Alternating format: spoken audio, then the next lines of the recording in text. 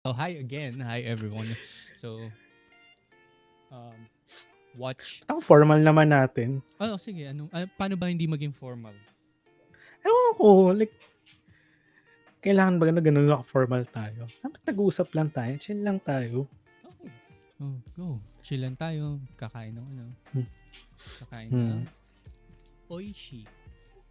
Hindi ko kita, di ba? Para sa ano natin, para sa mga fans natin na 1,000 viewers. Thank you. Thank you everyone for the 1,000 viewers. Okay. So, dapat pakinggan mo yung yung nasa live mismo. Papanoorin mo yung nasa live mismo. It's may mga tayo, may music tayo. Meron tayo nag-cheer. Meron tayong tumatawa. Sige. So, thank you po, Uishi, for Kailan kaya tayo dadating sa ganun, ha? ano? Kailan tayo kaya dadating sa ganun? You'll never know. Mag-product placement lang tayo ng mag-product placement. Tiga mo ako, may product placement ako ng Tiger Balm. Ayup. So, ano ba ang topic natin for today? Parang kanina lang nag-ano kaya, no?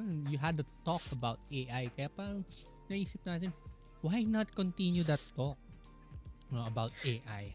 Talaga. Nasa isip ko, why not stop na natin? Kasi Bakit? pinag-usapan ko na kanina eh. Siyempre yung kanina kasi, yung kanina pinag-usapan mo was very,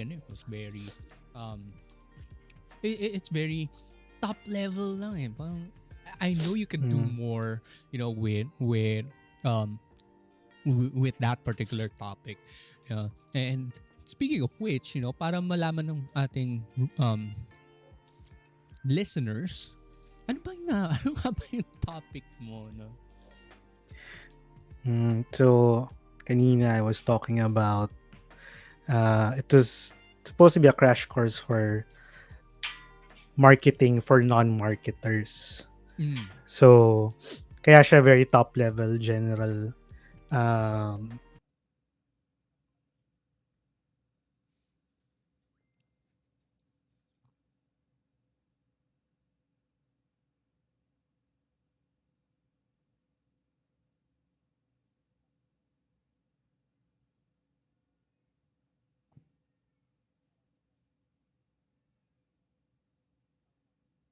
Like how humans and AI Mm-hmm.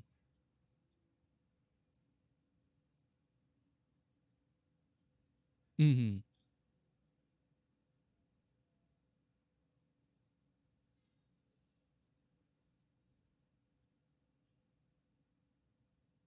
depends, parang it's a yes and no. Like, it might kill your job if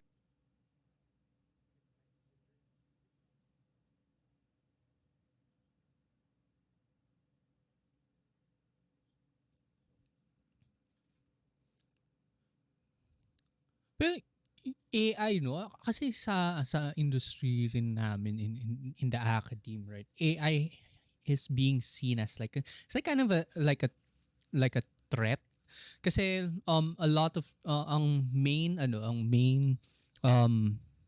ang main problem with it is that it's really yun din, it's going to replace, it's going to replace the professors, it's going to replace the people teaching because parang nakukuha na lahat ng nakukuha lahat ng AI, yung whatever topics that are needed, it can be discussed, in marketing. How would that how would that really um be a threat?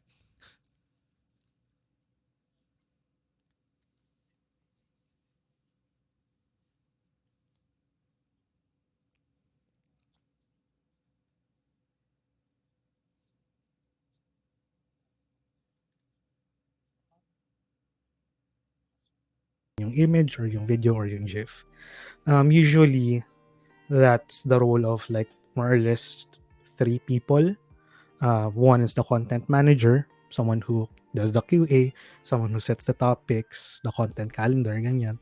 One is the copywriter, yung nagsusulat nung kung ano yung nakasulat, yun nga yung description ng post.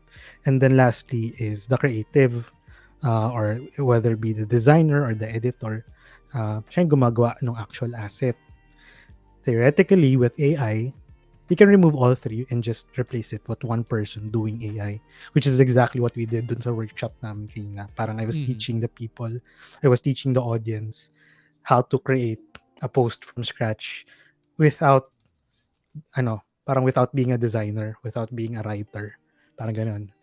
Everything was being done by ChatGPT, by Canva AI, parang ganun. So, that uh, might be a threat to marketing teams kasi yun nga, those components or like those team members might see their roles either shift or be gone entirely. Uh, Down the line pa naman. Right now, may some semblance pa ako na baka hindi pa nakahabol si AI to that point. But there's a big chance that that might happen nga down the line.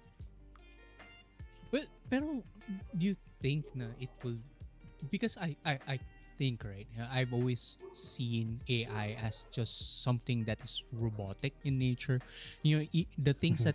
that I get out of AI is feels very robotic. It doesn't have that human connection.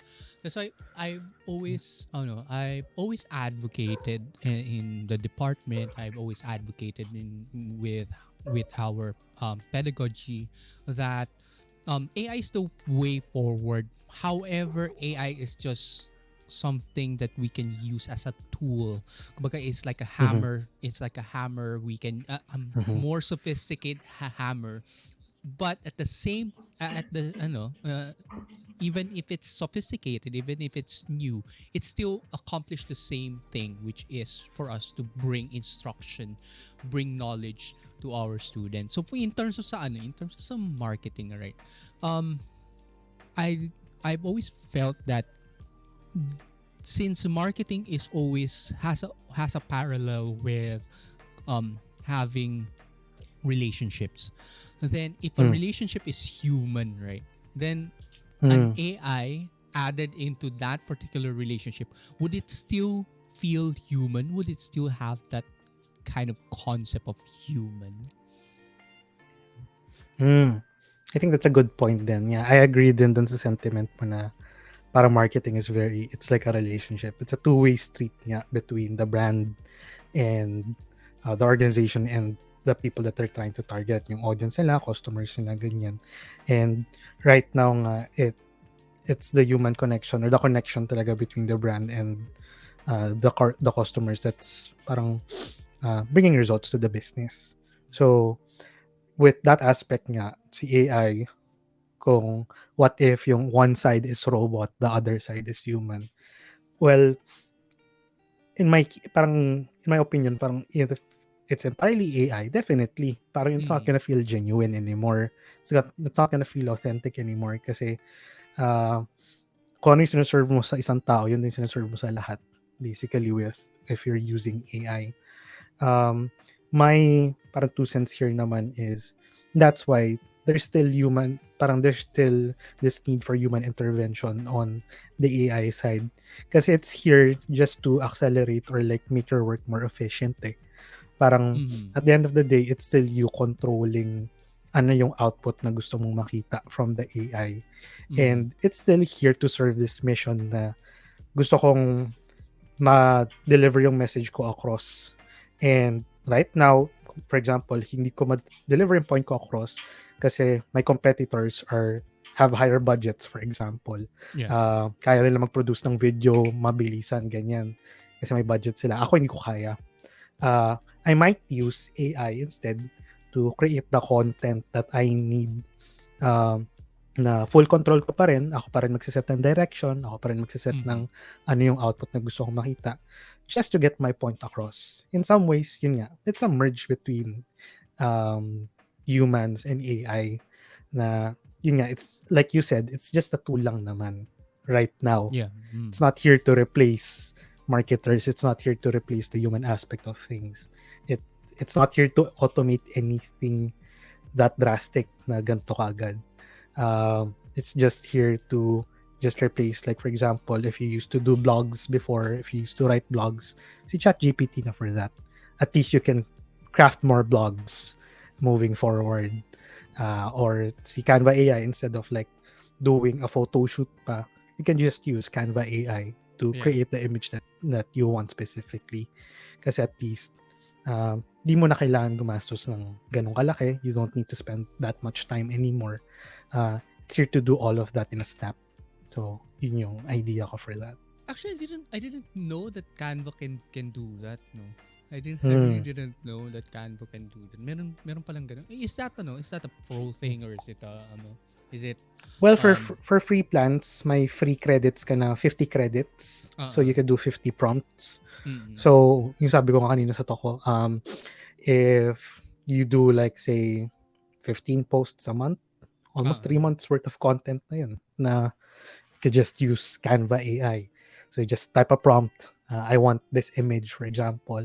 Comes back with exactly that. So, ang galing niya. Uh, it's it's smart na ginawa yun ni Canva. Mas kinainisan siya ng designers. Like in the first place, naiinis na nga yung mga designers sa kanya kasi ang dali niyang gamitin. But now that it has generative AI, mas nakakainis na siya. Pero for us, parang end users, yung non-designers, people just want to get a design out of the door. mhm. Yeah, yan. That's what it's there for. Yeah.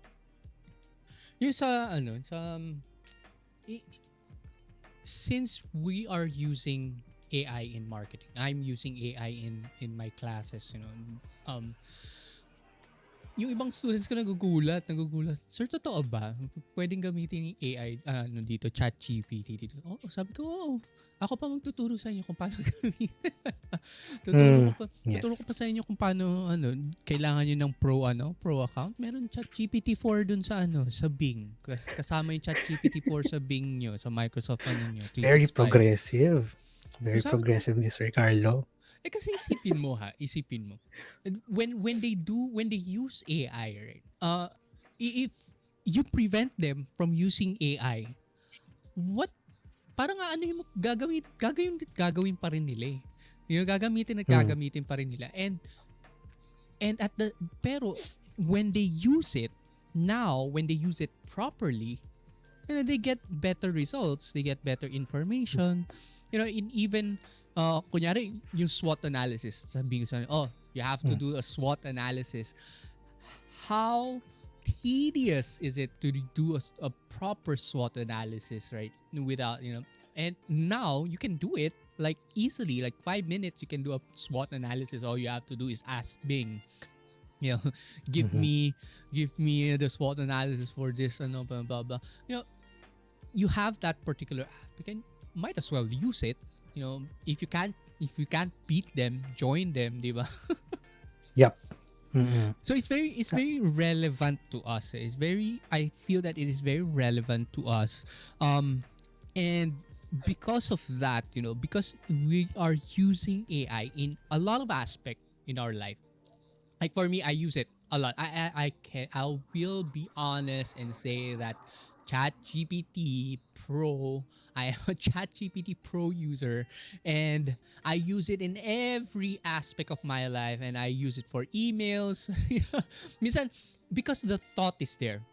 My thoughts are there, my ideas are there, but sometimes I can't seem to, put it into words, into Mm. words that looks rational, looks logical. So, my email, sometimes I do analysis with it. I feed it data, and then I use that. I use ChatGPT to look at the insights. Because if you do that, in let's say in our studio, you do it in SPSS or you do it in Tableau, or well, Tableau is data visualization, but you get my grip. Mm. If you do it in those aspects, parang ang hassle eh. Ang hassle, especially in Yeah. our studio, sobrang hassle. But when you do it with AI, you feed it the data. Oh, ito yung these are the raw data. What can you tell me about these raw data? So, those particular things of how I use ChatGPT. Do you believe that there's a particular change in consumer behavior because of it? Because of how people use AI, will there be a change in the behaviors of the consumers? Okay, so consumers naman, not the brands Mm-mm. itself, 'di ba? Uh-uh. So, here's the thing, eh. In a lot of the things that we're using right now, like our smartphones, hindi siya as clear, pero we're actually using AI na in, say, our smartphones, our Mm. computers. Uh, we just don't know it. I think there's this attack on AI right now. I'm not defending it. I think there are still some intricacies na kailangan i-iron out nila. Pero yung AI kasi, it's being attacked right now dahil, yun nga, when you think of AI, feel ko there's a lot of relationship with yung sa mga nakikita natin with movies or media na parang robots will take over our jobs. Parang ganyan. Mm. Yun yung perception ko to that. Pero when you think of like the cameras that we're using right now, there's a lot of AI that's happening behind the scenes to make sure that our photos comes out right. When we send, if I don't know, if you're on a Mac OS, yung pag screenshot mo ng isang image and then my text and then you get to highlight that text. In some sense, that's AI actually. Mm. Uh, I'm not sure kung NLP ba yun, kung language processing yun. Pero in reality, like, it's not supposed to have text on the image na screenshot mo eh. It's just AI translating that. So, a lot of cases nga here na when you're using AI na talaga and it blends in with your life, you don't feel it eh. And there's no Mm. perception na parang, I'm using AI, ayoko gamitin to. Parang, when it blends into your life and it's useful for you, then definitely, parang, people will always find a way to do things easier for their lives. So, walang pagbabago dun as an end user. If it makes my life easier, then definitely I'll use that. Makes sense. Pero I think ano naman, 'di ba? I think there's a change in it. There's in terms of consumer behavior, there's definitely a change that's going to take place. Like um like in the past, right? In the past, marketing changed from being something that the companies, they sell products, right? They just sell products. They are the number one, they hold the information. Kumbaga, Mm. and people trusted these companies because the people didn't have any um they didn't have any, how would I say this? Parang they didn't have any way to search for information, right? But Mm-hmm. now information is so is so easy to get. Information Mm. is so it's, you can get it. You just have to take out your phone and then that's it. So marketing changed from being the businesses doing, sending out the information and selling out the products, to now it's the customers who are telling the companies, oh, this is what I want, this is what I need, please make it for me. Last time it Mm. was, I have this product, buy it. But now it's the customers speaking. That was the change Mm. when the internet, when the internet entered our lives, and the consumer Mm. behavior changed in a way that people were now more demanding. People were now Mhm. more people were now more deliberate, or True. they're more meticulous with Mm. what they are buying, right? They're more price Mm. sensitive, even, you can even say that they're more price sensitive. So with AI, what do you think will change there, that transition? Because we're transitioning it from new generation to Mm. new aspects. So what do you think would change in there? I think you parang dabbled a bit into it na parang in the lives of your students eh. Mm. Like you mentioned na with their homework or their essays or their thesis, I think parang Mm-hmm. ChatGPT can play a big role there. With me as someone who sends out regular emails every day, Like Uh-huh. ayoko na parang palagi ako nagta-type ng bagong email, ganyan. If I could just feed the data into ChatGPT or like Gemini or whatever generative AI platform that I'm using, if I could Mm. just feed the data, write it for me, and they like okay, AI is helping us like translate our thoughts or communicate better, more efficiently. Basically, yun eh. Uh, Uh, in terms of like consumer behavior, like buying habits, ganyan, it still depends eh. Like how AI will play a role on that. Kasi again, AI is still in its infancy stage. Like hindi pa natin nakikita yung talagang applications niya in something like an e-commerce app, a shopping app. I've uh, seen platforms that compare prices across different sites. I think that's something na parang AI related or pwedeng in-script niya lang yung data. I don't know. Pero uh, right now, it's more on yun nga eh, just AI being a tool sa mga sikat na platforms na lumalabas ngayon. uh, ChatGPT, Canva, ganyan. Like, doon ko siya nakikita na na-apply. But in terms of like day-to-day life natin, say for example, I'm just out there buying stuff, shopping, or mm-hmm. living my life, hindi pa siya ganun ka pumapasok sa buhay natin eh. Like, outside of work, do you use ChatGPT ba? Yun, tanong ko sa'yo. Outside of work, do you use ChatGPT? Yes. Yes, I use Paano? ChatGPT outside. When we travel to Taiwan, Mm, Bing and ChatGPT were my best friends. Literally, they were the first thing that I look to when I need translation. Translate this. I would di ba, yung Google Lens, you will get a translation of whatever things, but sometimes you mm, have this particular address that needs to be translated, but it's not in Google Lens. So you want it as close to the translation as possible. So it's copy and paste ko yun. Kakopy ko sa ano, and then I'll paste it in either Bing or ChatGPT. Or even I will tell Bing I need to translate this particular um race because I need directions for this particular location. So ito yung English, oh. Then he will you see, I even call it a he because I always mm, feel that it's like um ChatGPT and AI is my assistant, parang ganun. mm, So I'll ask it, saan ba yung ano, where how do I get there translated for me in Anyu Pinyin, kasi I don't know how to read Chinese characters, so it has to be in Anyu Pinyin. So uh ayun, tas mababasa ko siya. Di ba? mm. So I use it Alam a mo, lot. ang fun dito eh, lagi ko nakakalimutan si Bing sa mga AI platforms. Uh, Lagi ko nakakalimutan si Bing. Oo nga pala.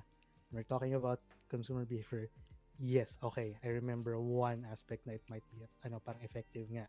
Like you mentioned with Bing. Um, one of the things that can do is pull up, di ba, when we do a search, like a Google search, mm, we still have to look through the links. yeah. Kung ano yung parang like right information of the thing that I'm looking for. Mm-hmm. With Bing, it can pull up exactly na, di ba? Yung answer that I'm looking for. It Mm-hmm. does it for me. It looks through the links for me and then spits out the right answer. So I think that's one of the ways na it can ease up our lives, parang make things easier for us. So it's like a step further dun sa parang SEO searches ngayon, or like Mm-hmm. parang search engine searches na nangyayari ngayon. So that one aspect, definitely I could see it parang helping out. um I've seen instances na parang sa TikTok, when I scroll through TikTok, parang they're using ChatGPT to create a pickup line. uh, So may mga ganong aspects of it na parang they're using it to create content. Again, it still goes back to parang it makes your way of communicating to other people more efficient. So that I think could be an application. So yun yung mga nakikita ko pa lang so far of how uh, might affect people's lives. So yun, makes sense. I remember another thing that I use Bing for. I use Bing to actually look for reviews. Like for example, Mhm. the Yeah, it recent pulls up purchase. yung reviews na mismo rin, di ba? Yeah, to be honest, like for Ah, example, yung uh recently I bought a laptop. Diba? I bought a laptop. Pero I was trying to figure out which laptop is the best. So which mm, laptop at this price point is the best. So and I'm lazy. I'm a lazy ass dude. I swear. I'm lazy. Kilala mo mm, na naman ako. I'm lazy. So mm, um I don't want I don't want to read all of that. Try to search for each and every single laptop that is available in the market at that price point. So what I did is Bing, give me give me the best gaming laptops at this price point and recommend me based on reviews that you can find all mm, over the net. And voila, it was all there. mm. Yeah. And I managed to find a laptop that is great enough, that is good enough. Pero, pero, right, even though I managed to find that laptop, I still was looking for a more, ano, I was still looking for a more human review, a human recommendation. So even after I have chosen from from the list that Bing gave me, I still ask people, "Oh, how is it like? Is it really good? Is it really the best?"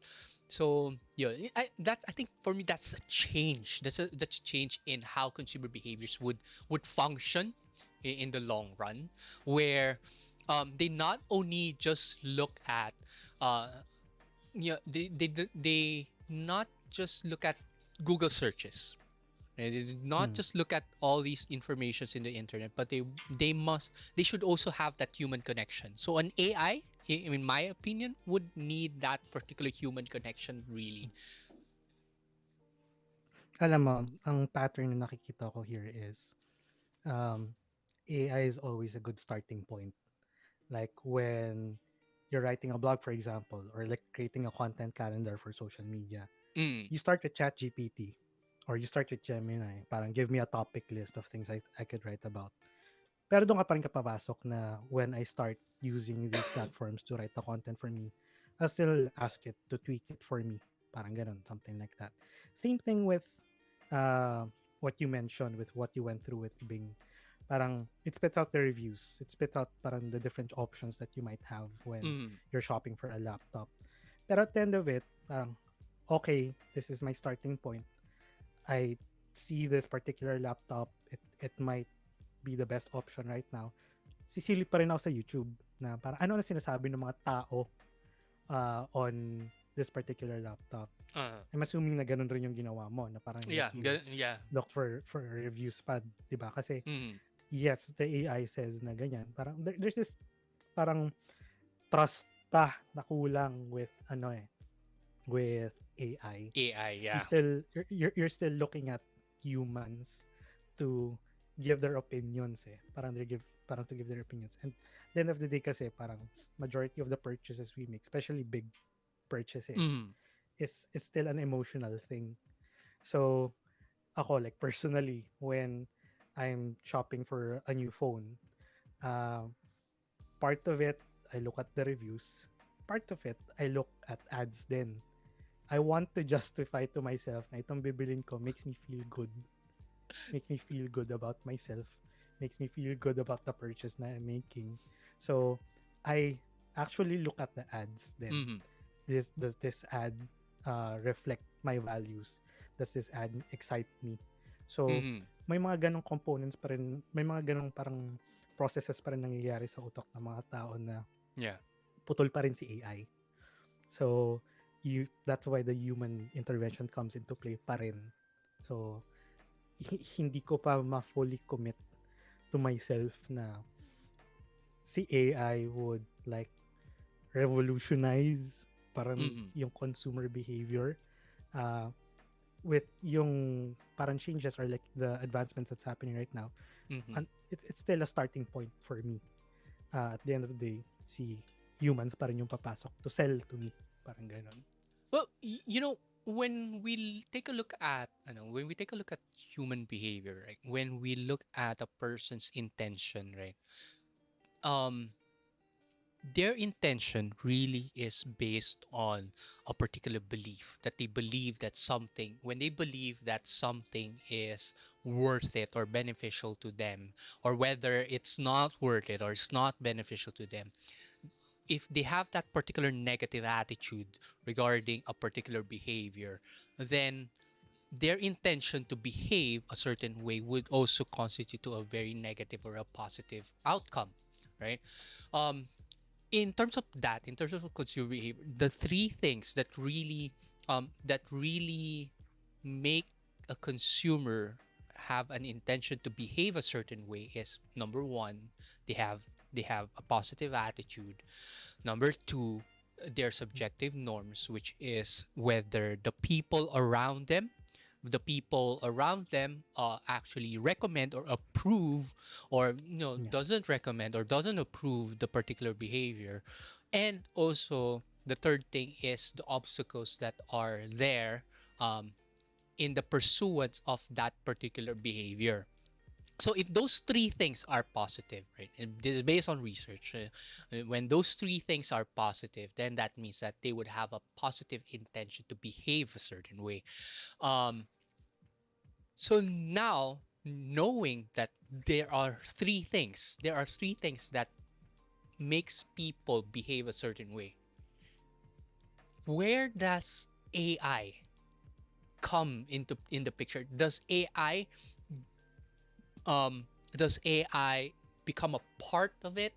You know, does AI has an it becomes an addition to it, or does AI, because these three things are another fact about it is these three things are based on your beliefs, right? So they are crafted based on your a particular belief, whether you believe something is positive or negative, right? Or whether you believe that people around you are thinks it's positive or negative, whether you believe that you can get that particular, you can do that particular behavior. That's a belief based. So where does AI come into the picture? Does AI come into the picture at as a fourth variable, or does AI become now uh, something that starts off those particular effects? Yeah. Yes. I'd say yun nga, I'd still come back to it's a good starting point. Kasi like the second factor that you mentioned, uh, parang how other people around you, 'di ba? Parang affect if Mm-hmm. it's positive or negative, 'di ba? May ewan ko, like this is something that happens in the US. Pero an example I could think of is Apple versus Google, ano, iOS versus Android na naman. Mm. Uh, there's this uh, parang there's this idea sa US na parang there's this green versus blue bubble conversation na pag nagte-text ka when you're on dating apps and may Mm. kausap ka on Bumble, nag-match kayo. Nag-reply, kunyari, naka-iPhone ka. Nag-reply sa'yo, kulay green yung bubble. What does that mean? Ah. That means SMS. Or hindi siya hindi siya naka-iOS. naka-iPhone. Yeah, yeah, yeah. Oo, Mm. hindi siya naka-iPhone, hindi siya nag-iMessage. Maraming may sentiment sa US na yak, green bubble, ayaw kitang kausapin. Uh-huh. Di ba? Like, or pag in school, uh, yung pag you're in a group chat Mm. and may isang pumapasok na kulay green and pag nagre-react siya dun sa group chat, parang pahabol na message lang na parang blah blah blah reacted to this. Parang ganon. Yeah. Hindi siya lumalabas sa yung parang GC na iMessage na parang ito yung ni-react niya, ganun, diba? So, alam mo na naka-Android yung taong yun. Yeah. Like, right now, hindi ko ma-fathom. Saan papasok si AI doon, diba? It's a behavior that's happening online, that's happening through devices, that's happening because of the people around you. So, if that in itself parang negative na Mm. with parang your purchasing decision, parang baka Android may not be for me kasi everyone around me is using iPhones. Parang where does AI come into that, diba? So maybe in your at your starting point, You could search up parang devices na that's meant for me. Pero if your condition is, iPhone lang yung gusto ko, di ba? Wala na, nasilo ka na. Like, wala. Parang there are these behaviors na are happening around us na it's entirely human-centric. So, when you think of like that parang instance or like that behavior that's happening in the US, how does adding a robot like change that, diba? Parang yun, like it's something that parang I'm still thinking of. Do you think a factor would be, or a moderating factor in that particular instance or that particular scenario would be the personality, hindi. Yeah, parang siguro personality of the person, whether or their generation. So let's say Gen Z, Gen Y, Gen X. Would that moderate that particular behavior in such a way that kasi like what do you think about Gen Z? Do the opinions of the people around them matter or not? What do you think? In your opinion lang. Sa pagkakaalam ko naman with Gen Z, they're a bit more siloed kasi. Ewan ko, from the studies that I'm seeing, they have less friends, they're having less sex, they're having less relationships. Parang Totoo mga ba? ganun, Totoo like, ba yun? yeah, Totoo ba? So, and you can't blame them naman because of like yung generation na parang, or like a society that they went into na parang it's grim and everything, social media, news and everything, and climate change and all of that stuff. Yeah. So, there are those instances nga na sina Gen Z, they rely more on their devices. And one of the behaviors that I saw again, I came across this on TikTok. They're using AI, deepfakes. Diba yung deepfakes, parang you could get like someone to say something, parang like use an AI voice, ganyan. They're using AI to teach them how to do math. Parang ganyan. Like, I saw a video na si Kanye West nakikipag-usap dun sa yung ex niya, na asawa niya. Si Kim Kardashian. Nag-uusap si Kanye West at nag-uusap si Kanye West pati si Kim Kardashian about calculus. Tapos nagtuturo sila ng parang using deepfakes. Parang nagtuturo sila ng calculus. And Gen Zs are using it to learn para it's more engaging, more entertaining, parang ganyan. So, it's interesting behavior, di ba? Parang Gawin ko kaya yun? Gawin ko na rin kaya yun? Di ba? Like, pag nagtuturo ka, our special guest for today, Kanye West, about marketing. Tapos nagsasalita siya, di ba? So, yun yung mga weird behaviors na Ang galing parang siguro we're nun. encountering with new generations. And yun, AI plays a role in that. Parang it's something that integrates into their lives. It's not something that we think of sa generation natin ngayon na parang, nga, no, di ko naisip yun na. Like, galing nun. Diba? So definitely the generations, parang different generations, different behaviors, different understandings or like perceptions with technology. So, iba-iba din yung ginagawa nila with AI, with technology. Pero parang hindi ako makapaniwala talaga na that Gen Z are having less sex. Totoo ba yun? Yeah, Is it because the generation is still young?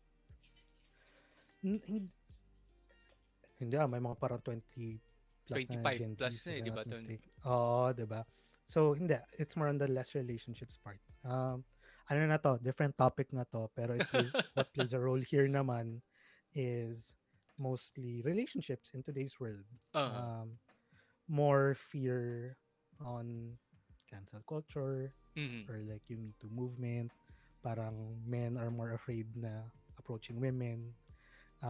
And women naman parang different perceptions na in the relationships that they want. So, walang nagkakabangga, kumbaga. So, yun. parang less relationships na din. And ewan ko, may mga nagsusulpo, mga situationships, less commitment, mga ganong stuff. Uh-uh. So, it's a different world na I don't have the authority to speak about. No, kasi for me parang um pabali-balita ko. But I think it's just my observation, you know. Like for example, a lot of my friends, right?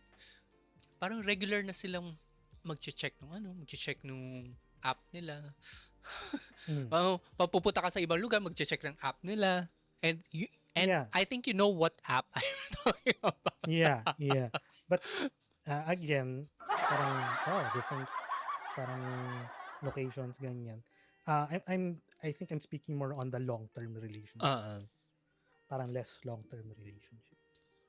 so if the relationships are there, if marketing is about relationships, you know, how will AI actually achieve the goal of retention, of user retention?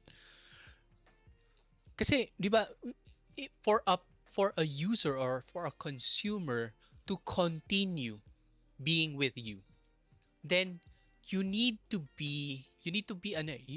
have that connection with your consumer, right? You have to have that trust, you have to maintain that relationship. Kasi parang ano yan eh.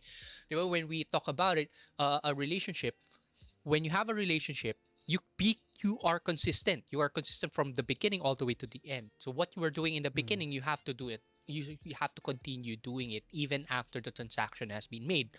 So, um, can AI efficiently do that? That, you know, for a marketer to continue and consistently have that relationship or establish that trust with with the consumer, uh let AI do that, and then after that you focus on other consumers. Do you think that's a good, I know that's a good thing, that's a bad thing? What do you think? Personally, I think hindi siya magandang approach na si AI na yung sasalo pagdating dun sa user retention. Mm-hmm. Again, different generation, different way of doing marketing right now. I went over this dun sa talk ko kanina. Parang people are looking for more authenticity Mm-hmm. and more connection with the brands that they're engaging with. Like, we saw some semblances naman ito of uh, taking shape before eh. Like Mm-hmm. during the time natin where we were looking for more brands that aligned with our values. Something eco-friendly, something doesn't harm the environment, something that uses this specific materials, ganyan yan. Something that basically something that aligned with our values. Now, yung generation ngayon is going more parang more beyond that. Like they want the brands to actually engage with them, to actually interact with them.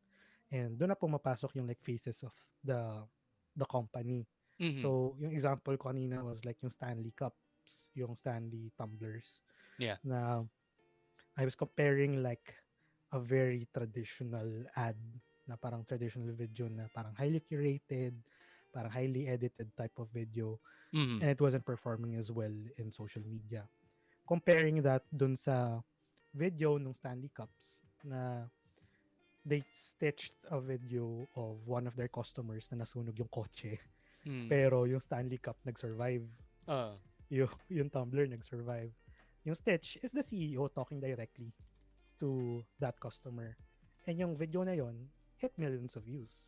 And it reflected parang hundreds of thousands in sales, dollars in sales dun sa Stanley. mm-hmm. So, that's the human part of it eh. You can't take that away. Parang, despite all of the advancements in AI, again, it's just a starting point. Maybe you could use AI to find the conversations that are happening around online about your brand. Mm-hmm. That's one starting point. And then, dun ka papasok. Like, that's where the human interaction comes into play. Diba? Mm-hmm. That's one option na brands could do. So, yun. Like, uh, ang hirap na i-replace yun na nga, parang people are already looking for more connection Mhm. online. Tapos tatanggalin mo pa yun because of AI or because you want to use AI. Parang it's unfair for them, and at the same time, it's not gonna be impactful for your brand. Oh, yung iba kasi, um, excuse- what they do, right? Yung, kasi a lot of brands right now, right? In terms of some messenger, in terms of websites, they have their chatbots, right? Mm. So what some people do or some marketers do is they create a conversation with ChatGPT, and from there, based off the responses in their chatbots, from there, you know, parang kasi 'di ba pagka, let's say, nagreklamo ka sa let's say some internet service provider. Let's not name names, pero let's say ang Mm. tawag sa kanila is PLDC. Um Mm. so pag nagreklamo ka sa kanila, Wala nagreklamo na, ka hindi sa na natin sila mag-sponsor sa atin. Wala na, sinira mo na. I'm Makatok po kami sa sorry, Converge, you sa know. Globe. I'm sorry, pero feeling ko yung isa sa 6,000 viewers na nanonood sa atin ngayon is part of Dito. So Dito, please, pwede pa yan. Dito. Ganda daw nun. Ganda daw nun. Ganda nun. I've heard a lot of good reviews about Dito. Ah, Honestly, no joke. Yeah, okay. mas maganda daw yung ngayon. Well, anyway, Mm. yan, going back to it, going back to that particular scenario where when you complain to a chatbot, when you complain to a messenger, to messenger, ang nakukuha mong sagot is very robotic, right? It Mm. feels very that, you're not really talking to someone. Kahit na yung expectations mo, that's why you message in Messenger, is because you want to speak to someone. Ako pag Mm. nagrereklamo ko sa Messenger, I want to ang inaano ko talaga, customer service, agent, please, Mm. agent now. Exactly. Well, laging ganun yung ko. Because it feels repetitive. It feels like you're talking on the phone, and then uh to go to this, press 1, press 2, press 3, Yeah. Yeah. diba? But now, some marketers, I've heard some marketers, what they do is they create the whole scenario in ChatGPT, or a possible scenario from ChatGPT, look at the response, and then use that as a response to in their chatbots. You know, in that case, that's a good way to retain people, isn't it? Right? Because Yeah. now it feels more. It feels as though when you're talking to even a chatbot, it still feels as though you're talking to someone, because the responses are kind of a bit human. If I must, what do you think? Yes. Pero take note na nagka-human intervention pa rin dun. Mm. Like, they tried to look for the responses that fit. Parang based on the scenarios And then, carry that over into, I think, na inedit na nila na Uh, chatbot, diba? So, the human aspect still comes into play. It's not purely AI. mm. And I've also seen some instances of brands that tried creating a chat GPT bot mismo in their Uh-huh. platforms. Ang sama ng mga naging results. Like chat GPT was hallucinating answers Wait. and it When was when you giving say wrong when you say hallucinating answers, kasi kanina in your talk I also heard that, heard that phrase. What do you mean by hallucinating answers? like for example, you taught ChatGPT na ito yung brand, blah, blah, blah, blah, blah. Ito yung Mm. policies natin. Yung pinaka-critical, ito yung policies natin. When people ask for something, this is what you answer. Ang I saw this brand recently na they created a chat bot based on Mm-hmm. ChatGPT on their platform. This person complained na they were asking for a refund or like a return on their Mm-hmm. product. And na-trick nila, hindi, na sinagot ni ChatGPT, nung ChatGPT bot na, yes, we can do that. Something like that. In reality, hindi pwede. So, dinemanda nung tinanong na nung customer na, okay, I'd like to do the refund, blah blah blah. Biglang may tao na sumagot na parang, I'm sorry, parang that's not our policy. Oh wait, sabi nung bot on your platform, pwede. Hindi nyo sinusunod. Boom, Dinemanda na. patay. Parang ganon. Patay ka diak dong. Wala kang Nangyari, magagawa doon. Para kang exactly. pumunta ng store, tapos nakalagay doon sa store na discounted for 40% off doon sa price tag. Tapos pagka-punch doon sa cashier, ay, hindi po pala po ito naka-sale. Pero, ano yung sabi DTI doon? ganon, diba? DTI ganon. Paktay ka rin dong. Parang ganun yung nangyari, Yun. no? Yun, exactly. So, like, may, at the end of the day, human interaction pa rin. Nandiyan pa rin yan. Starting point lang si AI. Ang hirap pa makaisip ng way with the platforms right now na you could actually parang entirely cover yung AI. Parang there are some instances na BPOs are parang turning over directly into AI kasi it's very cut and paste naman yung mga scripts nila. So, makes sense. Aside from that, yun, parang mahirap pa. Yung sa because how our conversation is going is that we feel that AI is kind of like something that makes our work as marketers more efficient, right? It is a tool that we use, so it's the efficiency is there. But beyond efficiency, beyond making making our lives better because it's faster, we can create content faster, we can create copies faster, we can create blog posts faster. All of these are faster, but effectivity wise, can it be as effective? Can we really use AI as something that is efficient and effective at the same time? So which means that using AI can be maximum productivity, kasi productivity is efficiency and effectivity, right? So maximum productivity for AI, can we have that aspect in marketing?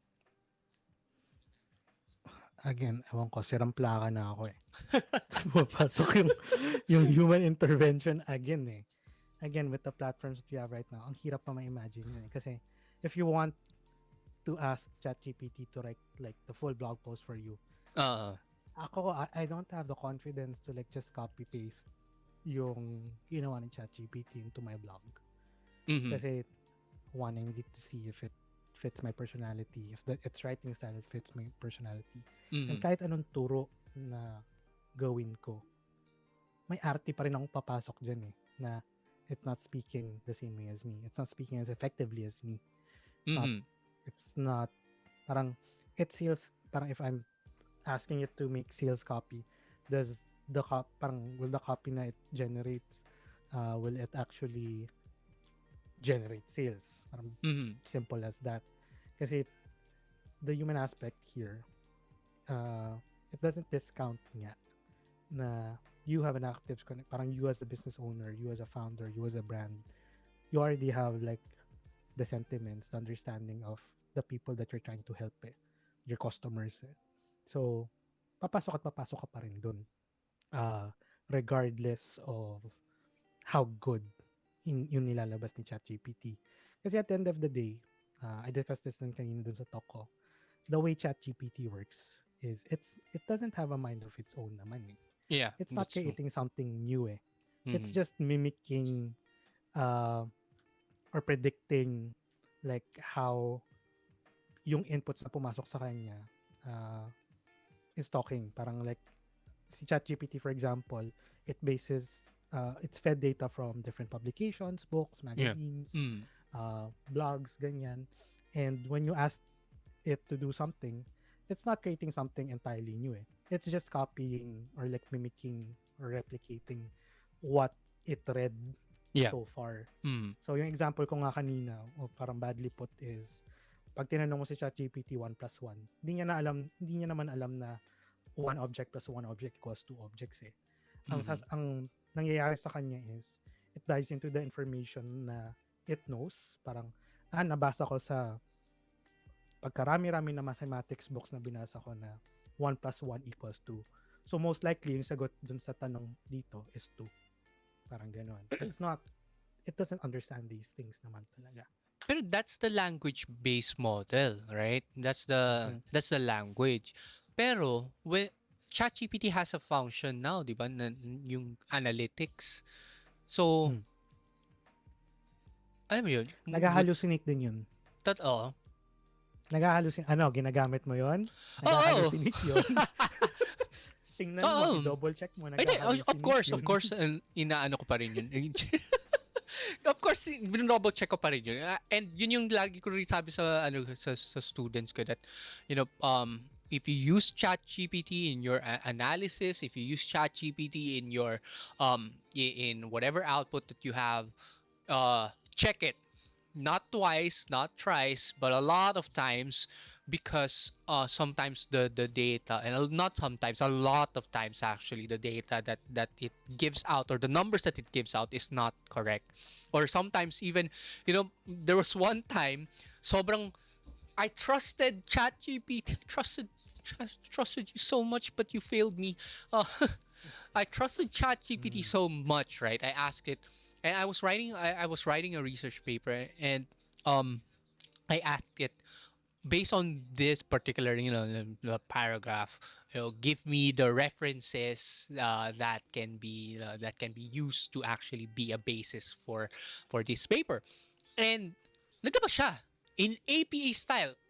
I was so happy because that is the most challenging thing to do, to do when you're writing a research paper. You have to have that, you have to have references, you have to look at sources.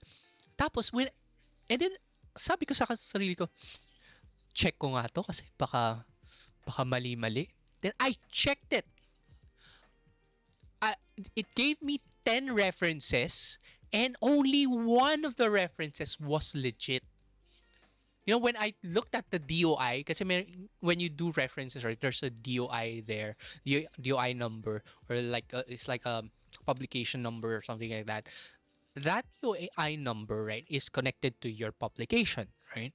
Um, when I took a look at the DOI that ChatGPT gave me, out of 10, 9 of them were not the articles that was listed down there, and I was like, Mhm. damn boy, Mm. Diba? Exactly. ipapahamak mo pa ako. Exactly. So, again, papasok at papasok yung tao talaga dyan. Hindi siya, wala pa akong confidence to like entirely trust Mm. these platforms. But again, this is the worst. Yung sabi nga ni MKBHD, this is the worst it'll ever be. Parang it's only gonna get better from here on out. So, it's exciting. Yes. There's lots of opportunities, there's lots of possibilities talaga with AI. Pero, yun. Right now, hirap pa. Okay, now we're looking at the we look at how we can improve the awareness, and an awareness campaign, and an engage campaign, and a decision campaign, right, using AI. But a part of engagement, right, and a part of engagement as well, is looking at the physical aspect of of marketing. And one of the physical aspects of marketing is in retail. So now let's go to the retail sector, right? How do you think AI can help uh, provide a unique retail experience. Because when we talk about retail, right? When we talk about retail, it's not just a last time it was a point of contact for the consumers to get their products. But now the retail experience is an experience, right? Mm. Started by, it was really, I feel, right, I feel that it was really started by Apple when they created the Apple Store. After Mm. the Apple Store was created, there were a lot of retail spaces that provided a new experience. Now, in the beginning, gadgets, right, gadgets, phones were like a bookshelf in stores, right? And it was there, and then it was there. You cannot touch it until you've already bought it, and then that's the only time that you can experience it. Um, but now the retail experience needs to be unique. It needs to be memorable. It has to be multisensory, right? It has to be a multisensory experience because um, one of the things why it needs to be a multisensory experience is because if something is stimulated, if your senses is stimulated, then it's etched into your memory. And when it is etched in your memory, then you learn from it. That's when you evaluate when whether that something is a positive or a negative. If it's a negative, then that means you will turn away from it. If it's a positive, then you will proceed with it. So a multisensory experience is great in retail. You need a multisensory. Every senses needs to be stimulated. So now let's look at AI. How can AI actually help create that multisensory experience? We've seen certain brands, let's say Sunny's. Mm. Sunny's, they have in their website, you can have that, parang virtual reality or augmented reality where you can actually Exactly. try Yeah. on their ano, 'di ba? So that's one aspect. Pero that's on their website eh. Mm. How do you think marketers can use the physical space or the physical, not just let's not limit it to let's not limit it to retail sectors lang, but in the physical space, how can AI actually how can AI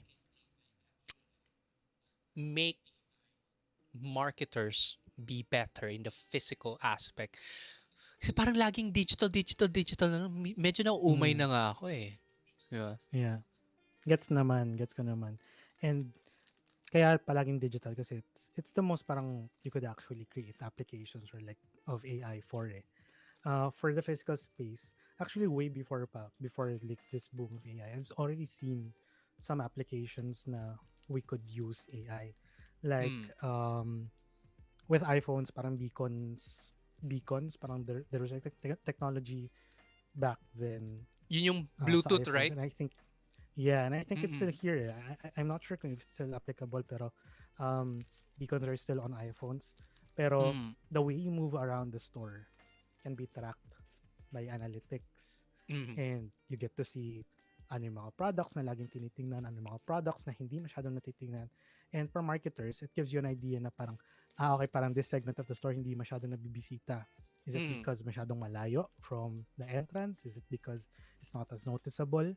So, this data is something that marketers could use, or like products, ano, parang store managers could use na parang, okay, let's move this inventory to the front. Let's move around this inventory. Ito yung laging nabibisitang product. Maybe let's move it to the back. If talagang in demand talaga siya, hahanapin naman siya eh. Pero itong mga hindi napapansin, let's move it to the front. Something like that. Mm. So, those types of applications I've already seen back then. And I think some businesses still do that. Um, yung beyond that naman, on the device side, I've been already, parang we're already partnered with, kami sa 8 Media, we're already partnered with some aspect then of the physical marketing AI Mm. stuff, ganyan.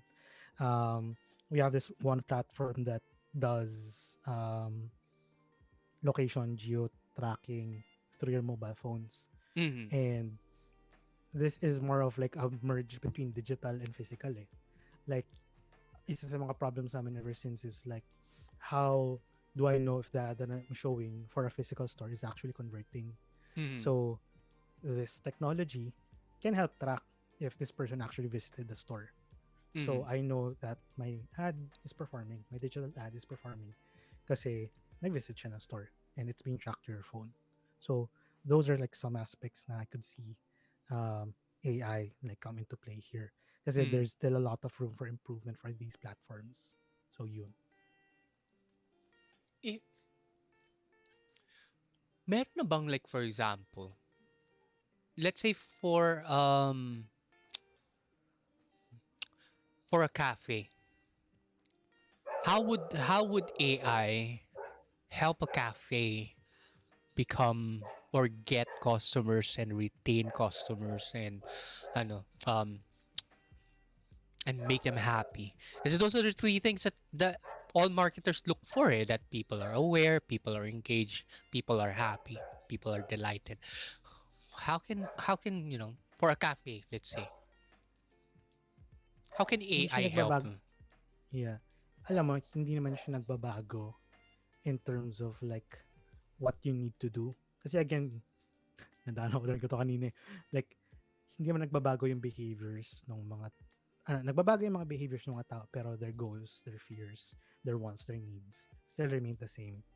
It's like how you attack that problem that Mm-hmm. changes. Whether it be through yung POS na gamit nyo or through AI, it's still the same eh.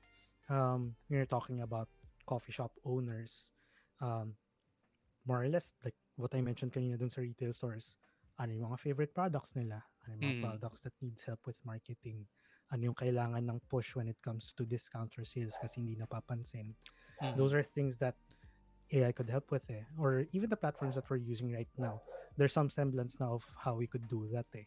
AI Mm-hmm. would just instruct you on how to do that exactly.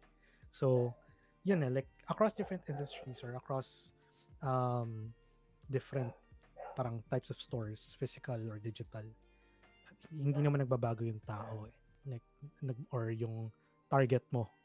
Ang nagbabago lang is how you actually work on that, how you apply that. And that's where AI comes in my opinion.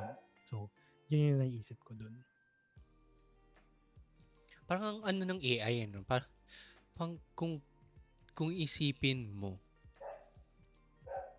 how does AI get all of that, How is it ethical na? Let's go to the ethical question. Di ba? Favorite. Di Sige. ba? Is it really ethical, for us to use AR or AI? Ako, for me, if I'm asked about an ethical questions, kilala mo ko. Mm.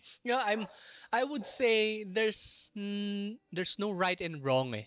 There's no right and wrong. There's just how, whether that particular thing that you're doing it for is for the well-being of the people around you.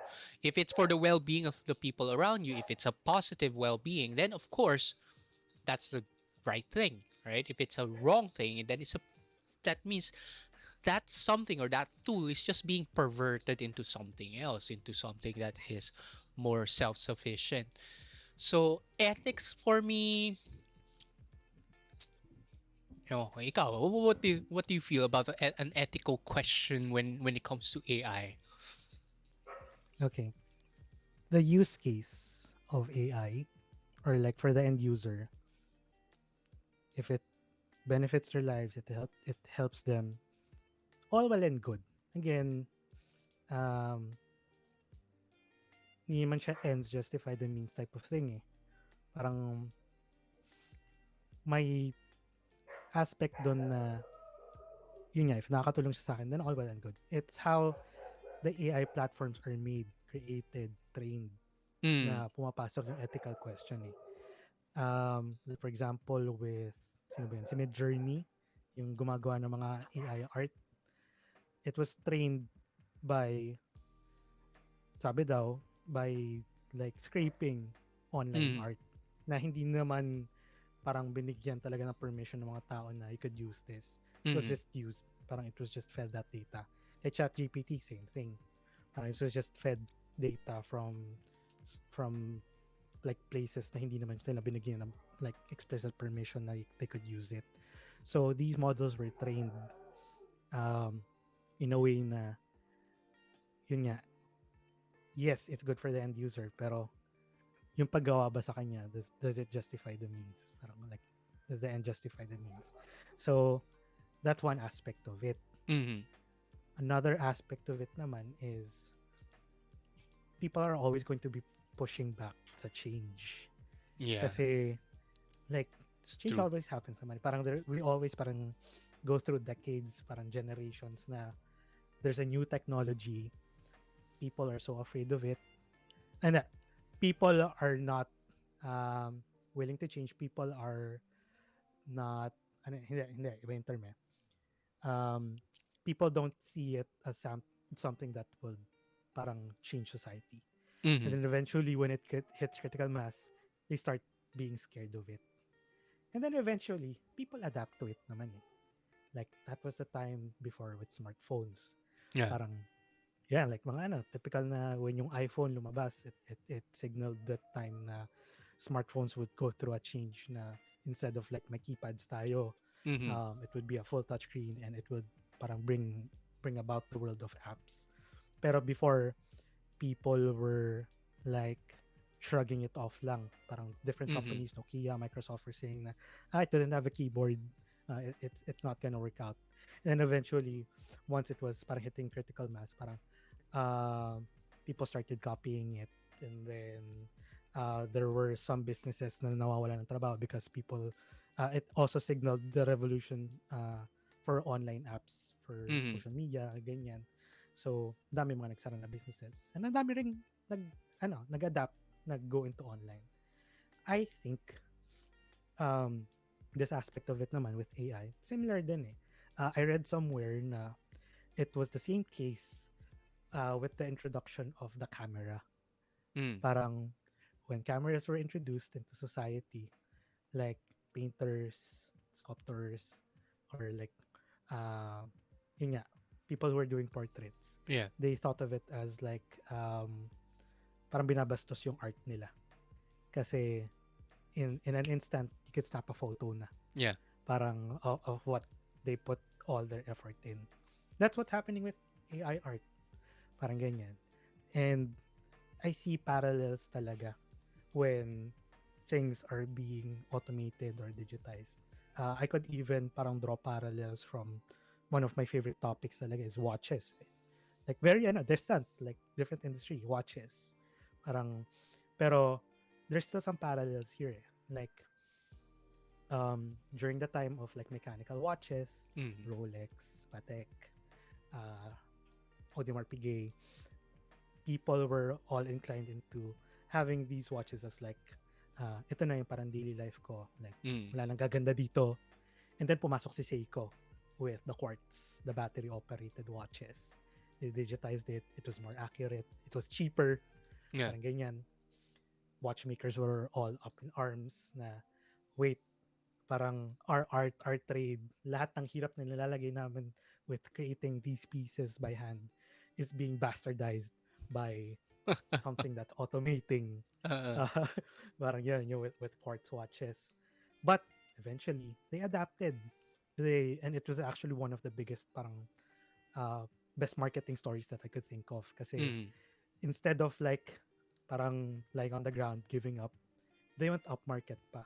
Yeah. So, instead, they went more premium, more luxurious. And ang nagligtas sa kanila is si AP, Audemars Piguet, with the Royal Oak. It was the first like mechanical sports watch na Yeah. integrated yung bracelet. And then nag-follow na sina Patek, sina nalimutan ko yung isa. Nakakahiya. pero like yung Trinity. Rolex ba yun? Hindi Rolex. Pero nakakaya, nalimutan ko yung isa. Pero anyways, yun, like there's always this trend na people would see change, parang shrug it off, and then once it hits critical mass, they'd be scared of it, but eventually people adapt. So that's what's happening with, I think, with AI right now. Wait lang, search ko kung sino yung Trinity na.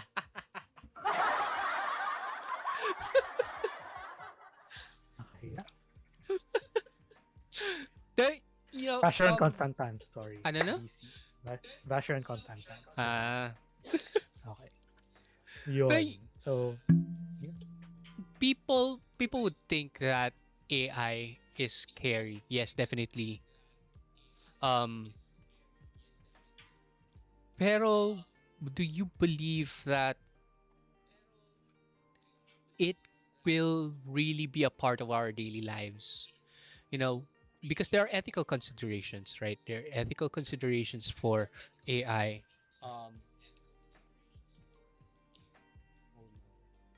And can it really replicate human beings? Can it really kasi it's getting replicated. We're getting replicated with deep fakes, right? But in terms of creativity, in terms of emotional understanding, because those are two key things, when we're trying to connect with someone, and there has to be that form of emotional understanding. Can it really be put in words? Can AI be able to understand emotions now? Or not yun, now really, but in the future. in the future, there's a big possibility, definitely. Pero, yun nga like going back dun sa parang story that I read about cameras and art. In today's world, this is the time na mas magsispecialize pa yung mga tao. And, ano na again, the human aspect comes like into play here like a lot, especially because there's this threat of AI replacing us, replacing humans, whether it be through art, photography, video, writing. This is the time na mag-specialize pa tayo na yung intricacies of like creating a blog article, for example, elements of like emotions, feelings, understandings, complicated understandings, complex understandings, opinions. Doon na siya magsa-specialize pa. Like, ang nakikita ko dito, mawawala na yung mga parang SEO optimized blogs na keme-keme lang na para pampaboost ng SEO. Yeah. Kasi everyone can do it now with just ChatGPT. So, the ones na parang personal blogs, doon sila magsa-thrive. Same with art.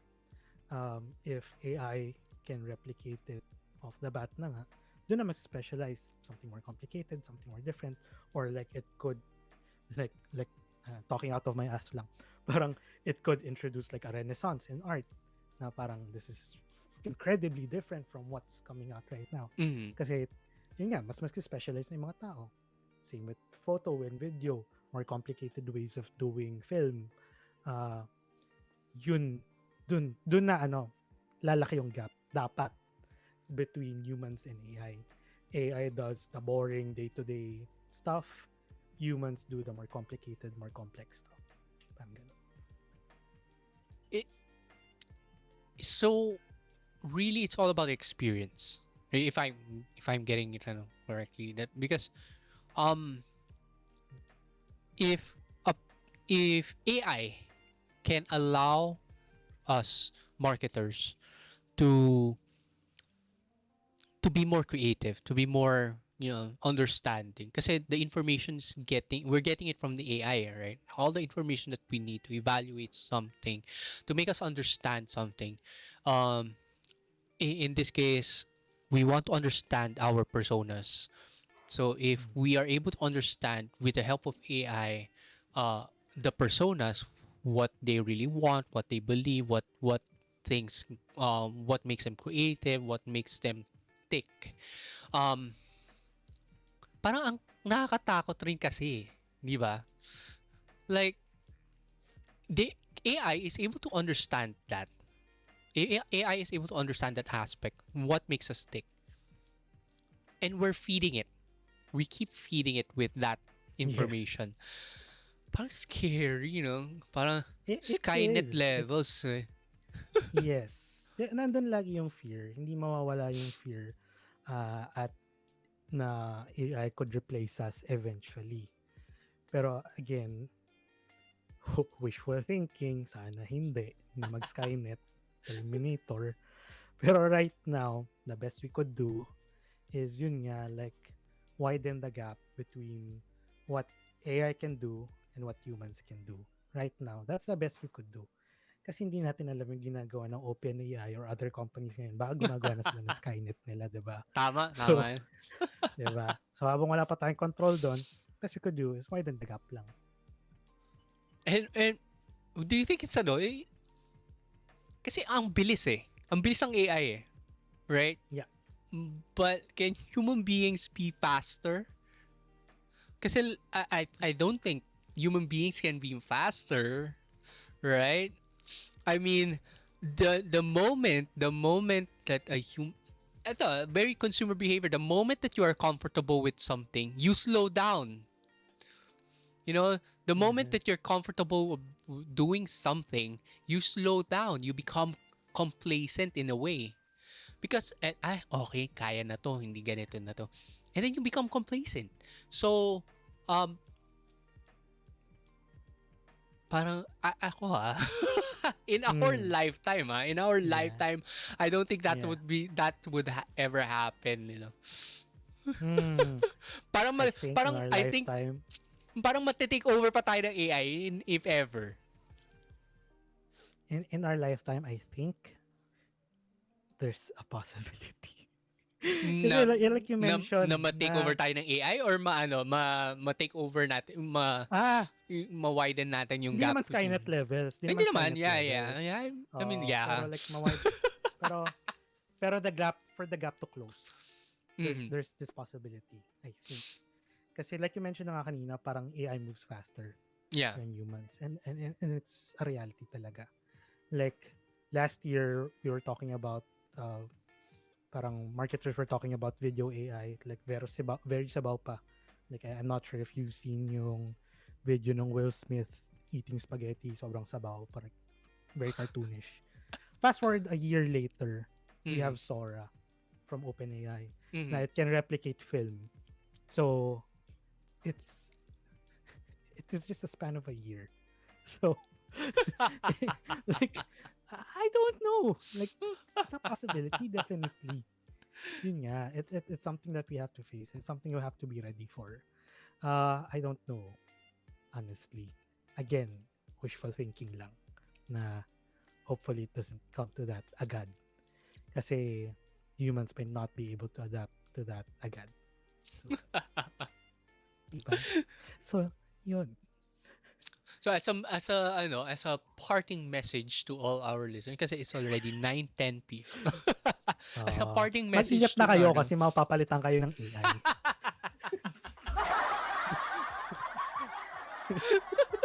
Tama yun. Yeah. People are now people without. Tingnan mo, a very good case about it is COVID, right? We were able to not eradicate, but we were able to slow down the COVID numbers, and then people became complacent. People now, even outdoors, they don't even put. Wait, question. Nagpe-face mask ka pa ba? Hindi na. Oh, di ba? Case in point. I mean, COVID is still there. It can still kill you. But why are you not taking the consistent measures that you were doing before COVID? Yeah, no, not before. During COVID, why are you not continuing with those particular things? Kasi naging comfortable ka na, naging complacent ka na. You think that this is not gonna happen. Grabe. Yeah, I mean, yeah, I'm vaccinated. Ilang booster na ata ako. Feeling ko, buong katawan ko, zombie na eh. Diba? Pero, there's still that even if you're vaccinated, right? Even if you're vaccinated, there's still a chance. There's still a 1% chance. Let's say, maybe not 1%, maybe 0.1%, but there's still a chance that particular virus is just going to kill you. So, in the same case, right? In the same case in point, our parting message should be wag maging complacent Yes, yun na with lang pala. Wag maging complacent. Tama naman. Kasi di ba? I mean, um, I'll be honest. I'm getting to be a bit more complacent with using AI. Because every aspect of what I'm doing it with AI. You know, uh, pero I feel that when I'm using AI, my my intelligence is actually is going backwards. I Yeah. feel I feel as though that's the case with me. Na parang because ngayon I can just spill my thoughts, and then after that AI can regenerate. I can bring my thoughts together and do something about it, which is literal and rational and Mm. logical. Parang yun na yung ano. So paano, 'di ba? How will you not become complacent with it? When it's so easy, when everything is so easy now. That's the question. Yeah.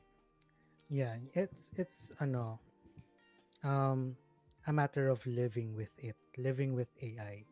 Kasi yun nga eh, I always come back to it needs to always have a human element pa rin eh. It Mm-hmm. doesn't have to be humans and AI eh. It could Mm-hmm. be humans with AI. Nung nawala yung mga kabayo, naging kotse, hindi naman tayo nagreklamo, di ba? We got to live with the cars. Eh. Well, that's true. Parang, Yeah, di ba? we even So, loved it same with even more with a horse. Oo. Diba? Same with the technology Mm-hmm. na palitan yung typewriter, naging computer. We lived with it. We Yeah. adapted, we lived with it. Same here with AI. As long as it doesn't parang advance at a space na maging Skynet chat, papatayin tayo, Mm-hmm. I think there's a chance na we could live with it naman. Mm-hmm. Na as long as we make sure na we have the same precautions pa rin in place na we don't depend entirely on AI na yun na nga, papalitan niya na lahat ng writing habits ko. Yeah. Papalitan niya lahat ng creative habits ko. The same way na just because I have a car, I won't walk anymore. Na magtatamad-tamad na ako na yun. Like, in that sense. Ayun. Ayun. Someone May may na, chat tayo. Si Uncle Glenn. Uncle Glenn says, for me, I learn more and faster when using AI in terms of programming. Oh, yeah, IT that's kasi. true. IT kasi siya. Yeah. I get to explore more alternative ways to create what I am doing. That is all. Thank you for your Uncle Glenn naman. That's true. That's very true. Yeah.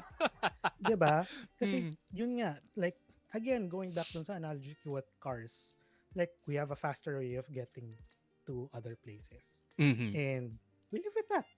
And it helps our lives a lot. Mm-hmm. So, yun, as long as hindi mag-Skynet levels, it's gonna aid us a lot in the things that we're doing right now. As long as di tayo entirely magde-depend doon to like replace our brains. So yun. I think that's a better parting message. Pero gusto ko ako honestly I gusto ko maabutan yung Skynet levels,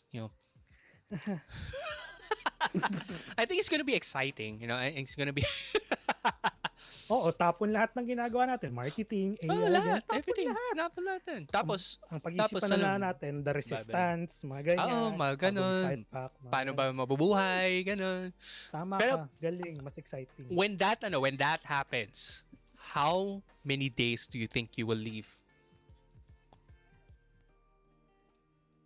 Alam mo, sara na natin tong podcast natin. Kakasabawan na tayo. Bakit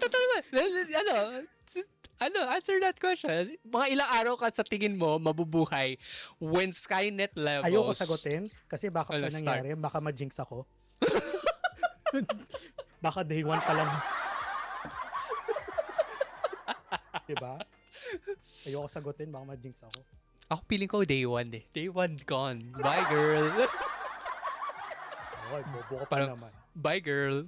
Pagka nag ano na yung Skynet, 'di ba? Mangyayari din, "Oy, amazing things are happening." Tapos boom, patay. Uh, Bye girl. mm, Ako na mismo yung tatakbo doon. Tapos, "Oy, okay uh, na ako, na experience ko na 'to. I can when I go to heaven or wherever I'm going." sure ka. I can say that, "Oh, and na-experience ko yung Skynet." Volunteer ako pa-upload sa Senate. Ganun. Okay, maganda yan, Uncle Glenn. Unahin niyo si Carlo. Unahin niyo si Carlo.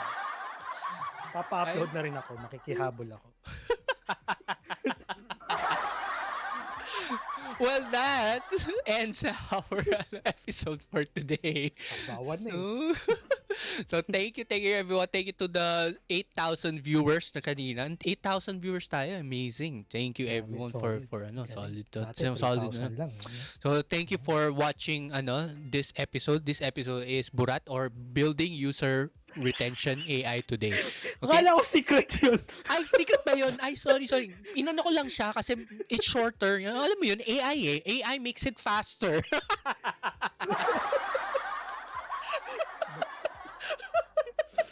Nawala na yung Easter eggs ng mga titles natin. Nabanggit mo na kagad eh. Kasi we're talking about AI, we're talking about making it efficient, making it faster. So yun, I made it faster for people to understand. All right, so bye guys. Bye.